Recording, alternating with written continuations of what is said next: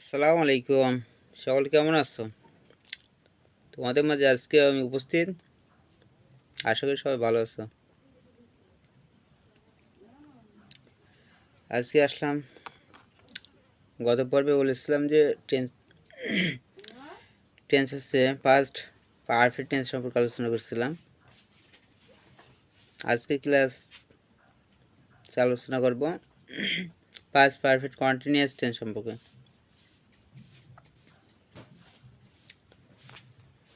তাহলে কি আজকে বিষয় শুরু করা যাক নাকি?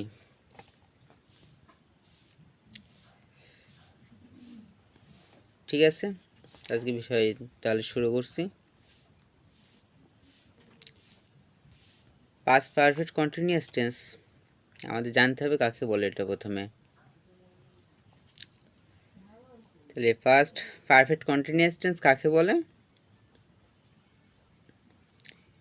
অতীতকালে দুইটি কাজের মধ্যে একটি কাজ দীর্ঘ সময় ধরে চলতে থাকবে, এরূপ বোঝালে পাস্ট পারফেক্ট কন্টিনিউয়াস টেন্স হয়। আর প্রথম যে কাজটি হবে সেটা পাস্ট পারফেক্ট কন্টিনিউয়াস টেন্স, আর পরবর্তীতে যে কাজটি হবে সেটা হচ্ছে পাস্ট ইনডিফিনিট টেন্স। মানে অতীতকালে দুইটি কাজ, যে মধ্যে একটি কাজ দীর্ঘ সময় ধরে চলবে বোঝায়, ঠিক আছে। আর যে কাজটি দীর্ঘ সময় ধরে চলবে, যে কাজটা আগে হবে সেটা হচ্ছে পূর্বের কাজটি হচ্ছে পাস্ট পারফেক্ট কন্টিনিউয়াস টেন্স হয়, এবং অপরটি মানে পূর্ববর্তীতে যে টেন্স যে কাজটি হবে সে কাজটি হচ্ছে পাস্ট ইনডিফিনিট টেন্স হবে। আমরা এই যে পাস্ট পারফেক্ট কন্টিনিউয়াস টেন্স কীভাবে চিনব, এটার একটা চিনার উপায় আছে। তাহলে চিনার উপায়টা কি? এই বাক্যটা যে আমরা চিনব, কীভাবে চিনব সেটা চিনার উপায় বাংলা ক্রিয়াপদের শেষে তেছিল, তেছিলাম এবং তেছিলেন, তেছিল, তেছিলাম, তেছিলে এবং তেছিলেন এই শব্দ যদি উল্লেখ থাকে তাহলে সেটা হচ্ছে পাস্ট পারফেক্ট কন্টিনিউয়াস টেন্স হয়। কী বললাম? বাংলা বাক্যের ক্রিয়াপদের শেষে তেছিল, তেছিলে,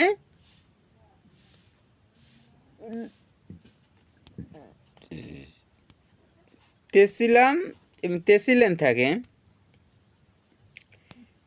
এটা যে কোনো একটি উল্লেখ থাকবে সেটা হচ্ছে past perfect continuous tense. Structure অথবা গঠন প্রণালী কি? Subject plus had been plus মূল ভার্বের সাথে আইএনজি যোগ অথবা প্রিন্সিপাল ভার্বের সাথে আইএনজি যোগ প্লাস অবজেক্ট। আমি পুনরায় রিপিট করছি বিষয়টি। Structure subject plus had been plus মূল ভার্বের সাথে অথবা প্রিন্সিপাল ভার্বের সাথে আইএনজি যোগ প্লাস অবজেক্ট প্লাস বাকি অংশ।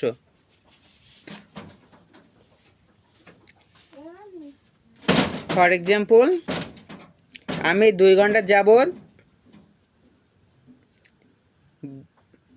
পড়িতেছিলাম, তাহলে হবে আই হ্যাড বিন রিডিং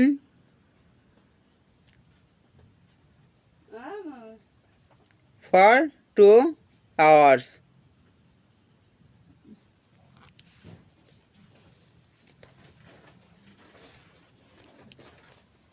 বা আমি 1 ঘন্টা যাবৎ বইটি পড়িতেছিলাম, I had been reading the বুক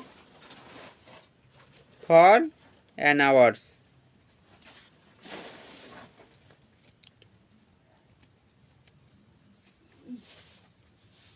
আমি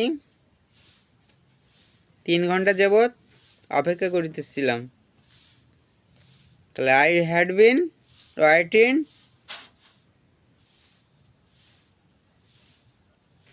for 3 hours.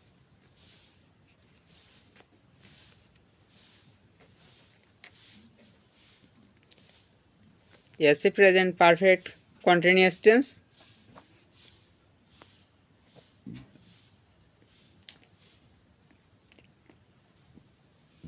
আমরা সুন্দরভাবে টেন্সটা শিখব, কারণ যে কোনো পড়াশোনার প্রতি আমাদের অ্যাটেন্টিভলি হতে হবে। অ্যাটেন্টিভলি হলে আমরা সুন্দরভাবে মনোযোগ সহকারে শিখতে পারবো কোনো কিছু।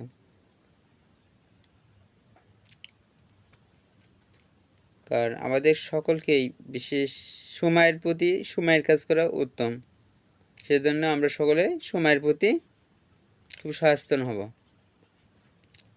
অযথা সময়কে নষ্ট করব না। যখন যে সময় খেলার সময় খেলা খেলবো, আমরা লেখাপড়ার সময় লেখাপড়া করব। বেশি বেশি পড়াশোনার মধ্যে অতিবাহিত হব। কারণ একটা স্টুডেন্টের 7টা গুণ আছে। সে আছে প্রকৃত স্টুডেন্ট। এই 7টা গুণ যদি না থাকে, সে প্রকৃত স্টুডেন্ট নাই। আর স্টুডেন্ট শব্দে কীভাবে বলা হয়েছে স্টুডেন্টকে? STUDENT,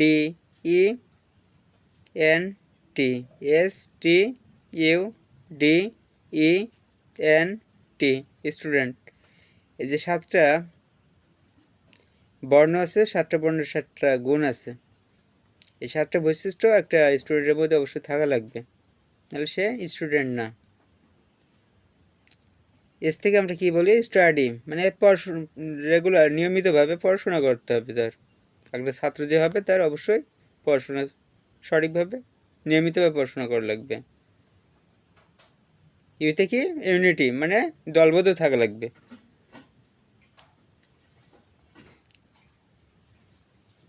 ডি থেকে ডিউটি, দায়িত্ব কর্তব্য, তাকে সঠিকভাবে দায়িত্ব কর্তব্য পালন করা লাগবে।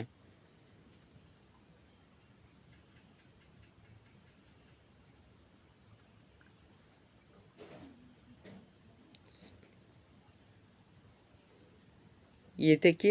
এনার্জি, তাকে শক্তিশালী সবল হওয়া লাগবে, মানে স্মার্ট হওয়া লাগবে। টিতে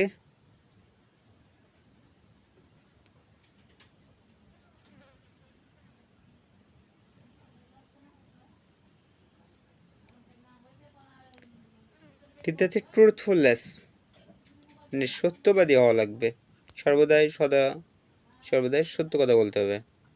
এ আছে 7টা, একটা স্টুডেন্টের 7টা গুণ, 7টা গুণ অবশ্যই থাকা লাগবে। এস থেকে স্টাডি, টিতে টাইম, ইউতে ইউডিট,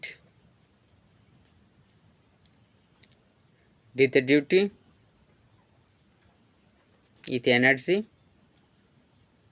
টিতে ট্রুথফুলনেস। সেখানে আমরা সকলে অধ্যবসায়ী হওয়ার চেষ্টা করব, কারণ সকলে আমাদের একটি দৃষ্টি, আমরা পুঁথিগত বিদ্যা পরিহার করে নিজের সৃজনশীলতা কাজে লাগানোর চেষ্টা করব। ব্যবহারিক শিক্ষার প্রতি বেশি গুরুত্ব আরোপ করতে হবে আমাদের।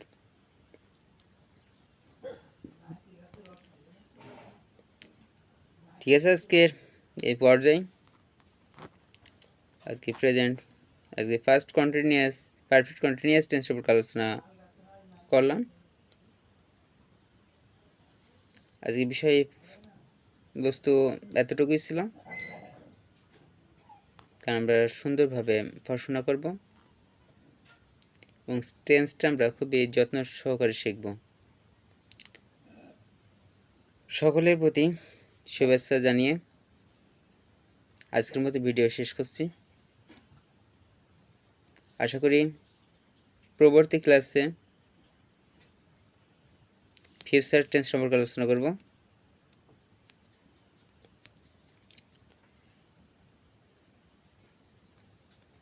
সবশেষে সকলের প্রতি দৃষ্টি আকর্ষণ করছি, আমরা বেশি বেশি ভিডিওটি শেয়ার